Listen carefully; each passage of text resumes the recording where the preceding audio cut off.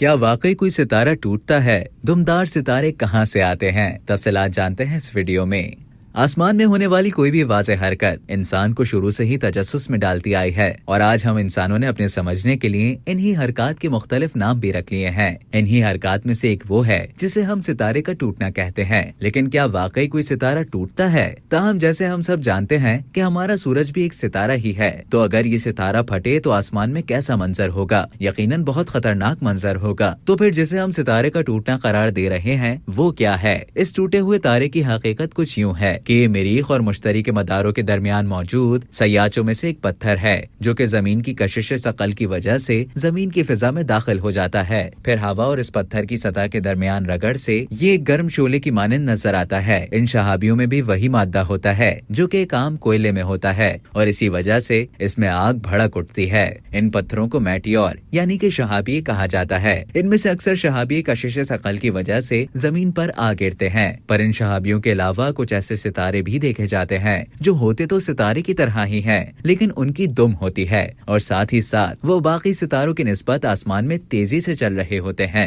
लेकिन वो मेटियोर नहीं होते, लेकिन होते उन्हीं के जैसे हैं। उन्हें दुमदार सितारे कहा जाता है। पर क्या ये दुमदार सितारे भी उन्हीं सयाचों की पट्टी से ही अलग होकर जमीन की तरफ आते हैं? अगर नहीं तो फिर ये दुमदार सितारे आते कहाँ से हैं? दुमदार सितारे ऐसे पत्थर नुमा अजसाम होते हैं जो होते तो चट्टान है, पर चूंकि उनका मदार बहुत ज्यादा बड़ा है लिहाजा वो सूरज से दूर हो जाते हैं तो कम दर्जे हरारत की वजह से उनमें मौजूद पानी जम जाता है। लेकिन जैसे ही ये सूरज के करीब आने लगते हैं तो सूरज की गर्मी से यही पानी आबी बुखारात में तब्दील होकर इस पथरीले जिस्म की दुम बना देता है। सितारा या पत्थर आगे आगे और उसकी दुम पीछे होती है और इसी वजह से इसका नाम भी दुमदार सितारा रखा गया है। चूंकि इंसान तख्लीक के बाद से ही जमीन पर कयाम पजीर है और जब भी उसने इन अजसाम को आसमान में देखा दुम के साथ ही देखा, इसलिए इसका नाम दुमदार रखा गया। वरना साइंसी तरक्की होने के बाद साइंसदानों ने तहकीक से पता लगाया है कि जैसे जैसे सूरज से दूर हो जाता है वैसे ही उसकी दुम खत्म होती जाती है और ये दुमदार सितारा एक बिना दुम के पथरीला जिस्म बन जाता है।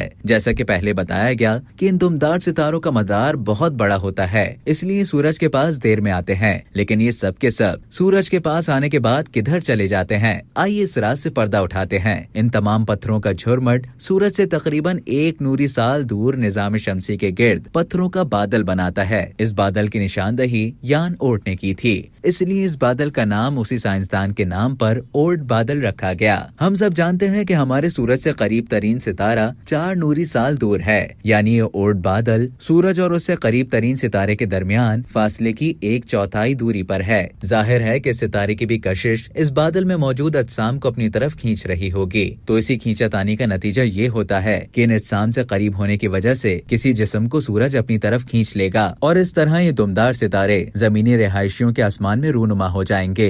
इन्हीं दुमदार सितारों में से एक मशहूर दुमदार सितारा जो कि आसमान में बासानी नजर आ जाता है वो है हैली। इस दुमदार सितारे का नाम मशहूर साइंसदान एडविन हैली के नाम पर रखा गया है, क्योंकि उसी साइंसदान ने पेशगोई की थी कि ये दुमदार सितारा हर 76 साल बाद आसमान में नजर आएगा और उसकी ये पेशगोई बिल्कुल सही साबित हुई। यही दुमदार सितारा 1986 में भी नजर आया था और अगर आप 2061 में कोई दुमदार सितारा आसमान में देखेंगे तो आपको यकीन आ जाएगा कि हैली दुमदार सितारा वापस आ गया है। अब तक के लिए इतना ही। मजीद इसी तरह की दिलचस्प मालूमात हासिल करने के लिए डेली जंग के YouTube चैनल को सब्सक्राइब करें और Facebook के पेज को लाइक करना ना भूलें।